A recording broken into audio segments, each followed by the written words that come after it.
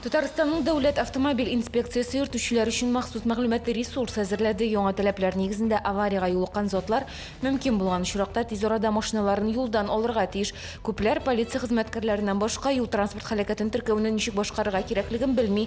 Рәсми сайттагы белешмәлек йөртүчеләргә интерактив режимда юл транспорт һәлакәтен теркәү кагыйдәләрен өйрәтә.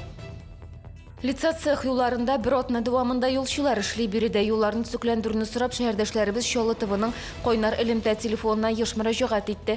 Бу хакта берничә репортажда эфирга чыкты. Ниһаять, әлеге мөрәҗәгатьләргә игътибар иттеләр. Сәнәгать объектлары урнашкан оешмаларга илтүче юлларны төзекләндергә булдылар. Моның өчен тиз арада республика бюджетыннан акчалар да юнәлттеләр. Ремонт эшләренең барышы белән шәһәр җитәкчесе үзе дә танышты.